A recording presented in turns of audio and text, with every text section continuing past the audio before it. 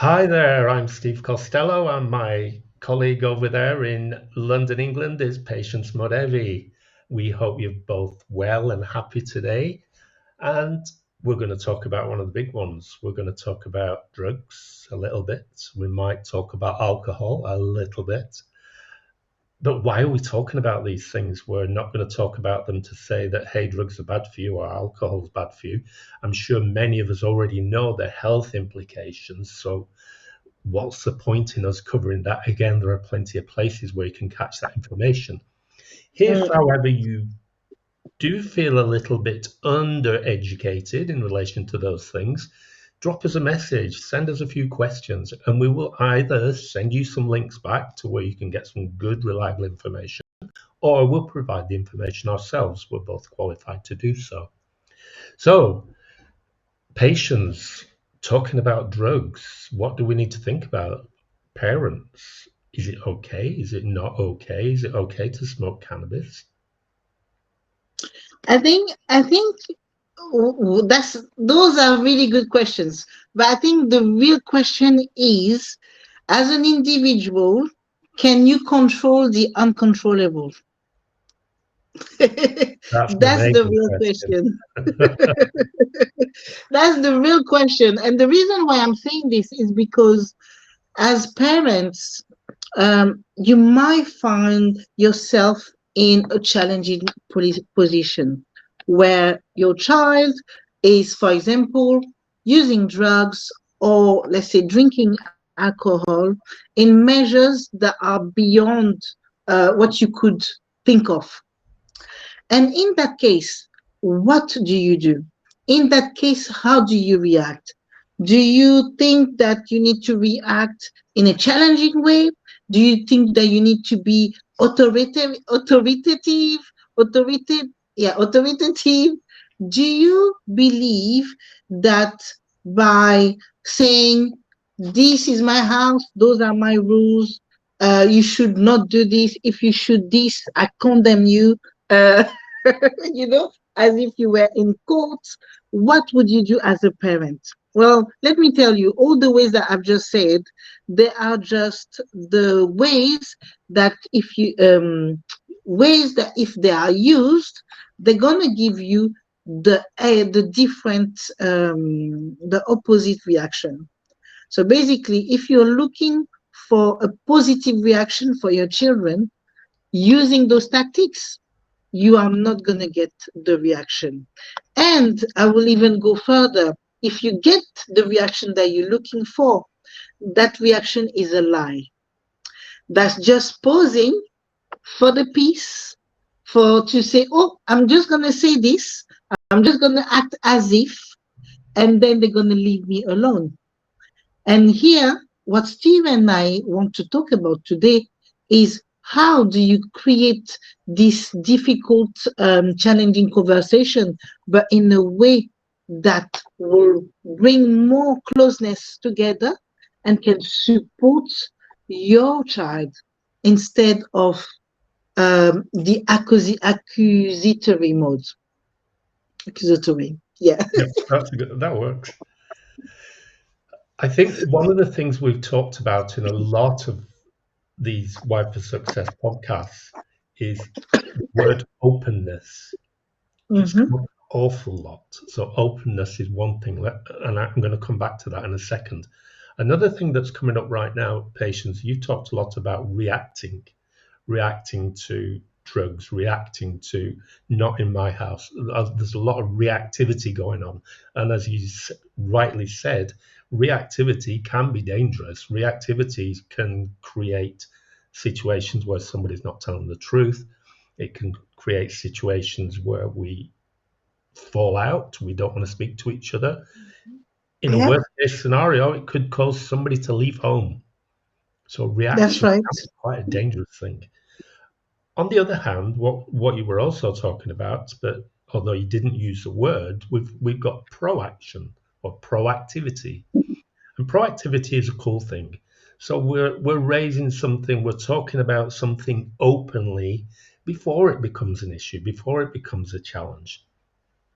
So I think, for example, about myself and my own children. we've had conversations about smoking cannabis, for example.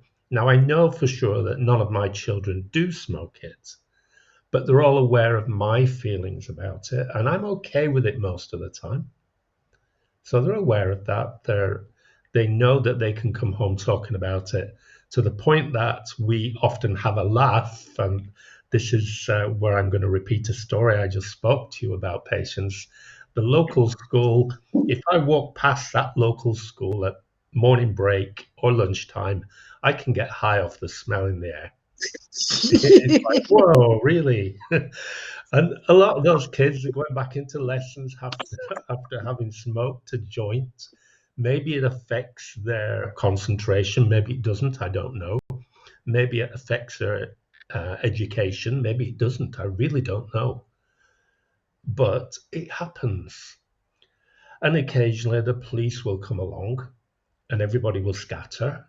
I've not seen this happen, but my daughters have explained it. So the police come, everybody runs away, they hide their cannabis, and then the police have a look around, don't find anything, they leave, and out comes the cannabis once more, and it carries on as was. Is that wrong? I want to ask you a question here. Mm-hmm. Why do you think the children are running away? They're running away because if they're caught, they may be reported to school. If they're caught, they will definitely be reported to their parents if they're reported to school, and so on. So there are implications. And in many cases, these implications are quite scary, especially if they're from a family where the family believes cannabis, absolutely not. You will not talk about it. We're not going to smoke it. We're not going to do this in our house. End of story. So if they're from one of those backgrounds, that's going to be difficult. That's a big one. No wonder they're running away. It's hardly surprising. They're running away from the consequences that they think go with the actions. So let's get back to proactivity. How can we deal with it proactively? What do we do? So if I disagree with people using cannabis, how can I be open with my children? How can I enable them to understand a broader view, a more worldly view? Because if I'm dead negative and set against, my view is not going to be that broad, is it? It's quite narrow. But surely I owe it to my children to be open and honest, to tell them what I feel and to tell them what other people feel too. I can tell you stories from families that I've worked with, where the families are smoking cannabis in the house, the parents. Whether the kids do or not is a different thing, but for sure I know the parents do in some households. Is that right or wrong? It's true. I think this is where sometimes there could be confusion, because remember, your teens, they're mixing with everybody. They're mixing with friends where the parents are maybe strict. They're mixing with friends where the parents are maybe more free or more, I would say, open to life and to experiences. What do you do? What do you do in those cases? So someone, for example, as you were talking about just now, Steve says, so someone who smokes cannabis in front of their children uses it as a way of life, because you have some people, it is part of the culture to smoke cannabis. There's nothing wrong with it, and some of them will tell you that it's medicinal even. So what do you do in that case? Yeah. And at the same time, in the opposite, you could have someone who is extremely religious, does not believe in consuming alcohol or drugs or anything like that, and who would have a really rigid thought of what using cannabis could be. Yeah. So in those cases, I think there needs to be a little bit of a back, going a little bit backwards. When we are in the situation, when we feel at the center, it's difficult to be objective of what it is that you want to communicate. So by taking a step back and looking at the situation from another point of view, not try to be, if I can say, try to be not yourself, the parents, and even not your child. We're not saying be like your child, just be someone else outside and just look at the situation. Why those are questions that I would love parents to ask themselves. Why is my child doing this? Why am I having this reaction to knowing that they're doing this? How can I approach this situation in a way that is going to be both in the benefit of the teenager and of myself? I mean, the parents. How can they approach the situation where there's going to be a middle ground, not one or the other, but a middle ground? Mm-hmm. This is, I think, something that we need to think. But here we're talking about cannabis. Sorry. Let's say we are talking about something a bit more than cannabis. And let's say now there is much more of like an immediate danger to that teenager, let's say. In that case, one thing that will be really important to know is there willingness to change? That's going to be, I think, at the center of the communication that you want to have with your teenager. Yeah. I think, willingness to change. We're coming back to that word openness again. I just had an interesting thought that, for example, my family is not including one grandson, is 8 people. So if you take the 8 of us and put us in a room, and then each of us brings in 10 people, because there's at least 10, probably more than 10 other people who are kind of in and around our lives.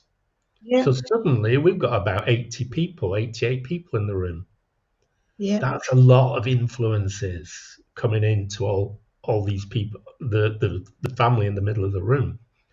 Lots of attitudes, lots of different ideas, lots of different experiences. And those are great. I think that's wonderful. To have that rich variety is really exciting for me, because we hear different perspectives. Different perspectives enable us to balance our own experiences. They enable us to look at our own experiences with different eyes almost. We'll just borrow the eyes of somebody else because they have a different perspective. Yeah. It doesn't make anybody right or wrong, but it's a useful way to think about it. One of the worst things I can do as a parent is say to, for example, my 17-year-old daughter, no, you're not hanging out with that group because some of them take drugs or drink alcohol or whatever. So that's one of the worst things I can possibly do. What I can do. Why? Yeah, why? Why, if I do that, what's going to happen? She's going to challenge me. She's going to argue. She's going to go quiet and secretive. There's a lot of possibilities, and they're not good possibilities. So we've got to be very aware that those things can happen. But if I'm willing to sit down with her and say, okay, you've got a group of friends who like to go out for a load of beer on a Friday night or whatever it is, and they get a little bit drunk, which happened with her 2 weeks ago. Her friends, it was a carnival night, and her friends all drank lots of beer. She only had a couple. She doesn't really like it. But her friends, I went to pick her up, and her friends were quite merry and kind of not falling around, but they were not very far away from that situation. But it was okay because she could see what was happening. She'd had a couple of beers. I think she said she had two, and she saw what was happening, and she saw that I was okay with it. And all I said to her that night was, keep an eye on them. Keep an eye on them. Be their friend. If they do something stupid, tell them. Look after them. So she understands that it's kind of a two-way thing, you know. So I'm interested in looking after her, but I'm also interested in her looking after her friends. You know, but if I were to disapprove, oh, your friends are a load of drunks, that's going to send her running the wrong way. And she's not going to share with me how she feels. And I think that is crucial. That is so important. And just one more point on, you know, let's just jump back to drugs for a minute. If you listen to the media, if you read the press, often it will imply that smoking cannabis will lead to cocaine, will lead to something worse, etc. There's a lot of implication that moving from one thing to the next is going to happen. That is not entirely true, and it certainly isn't true in all cases. Patients already mentioned culture. In some cultures, cannabis is quite a normal thing, and go find the number of severe drug users, and it won't be different to another community that doesn't use cannabis as part of its culture. So we need to be very careful when we start to label situations, because like I just said in relation to my daughter, if we start to label, we lose our teen. Okay, we don't lose them out of our lives, but we lose their trust, we lose their confidence, we lose all kinds of things. So let's go. I push and push and push for being proactive, because it is so important. It enables people to look at all the different sides of an argument and to experience some of the differences in the arguments. And if we can look and experience, then we know more, we learn more, and we can move forward. Yeah, I think looking at you know what you were so before the episode, Steve and I were talking a little bit about today's episode, and we spoke about Gabor Mate, who is an author. I think is he a scientist or He's a doctor. He's an he's a MD doctor? by his original profession, and he took a special interest in addiction. Exactly, and and also another thing that Gabor Mate does is that he talks about com, compassion inquiry. Oh, I don't know what's happened there. It's He talks okay. about It's okay.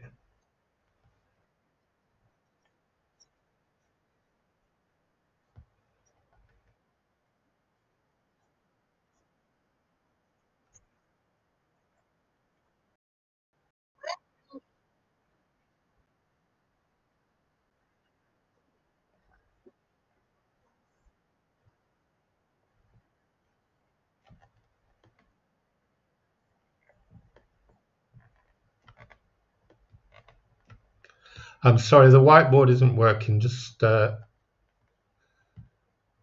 forget that, Patience.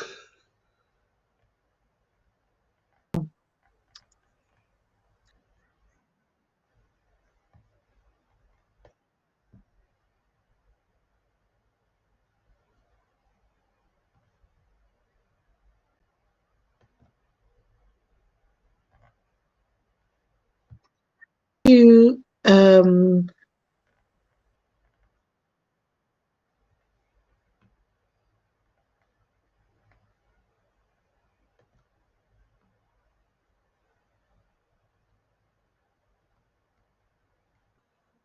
know how am I going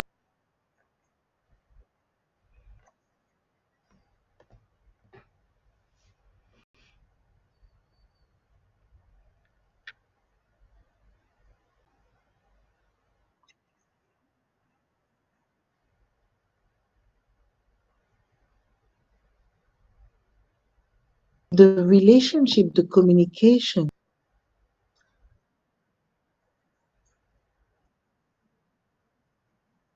Anyway, on early level.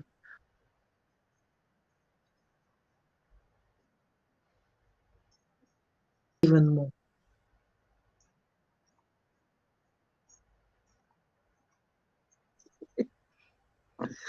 Yeah, I think absolutely true. So there's a lot to think about in this particular episode, an awful lot to think about, and that's good. That's good for us to need to be able to do that. It's ideal if we can do that with our own young people. We can think about things together. One of the phrases that Patience and I use quite frequently, I can't say the words, quite frequently, is that you don't need to be perfect to be a perfect parent.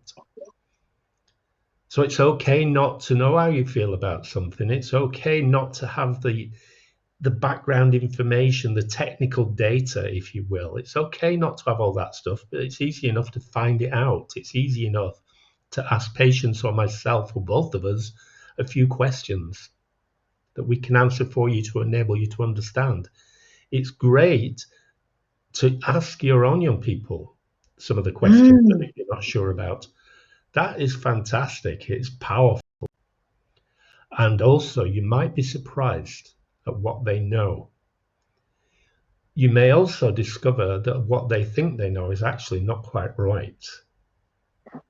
So there is an opportunity there, a learning opportunity.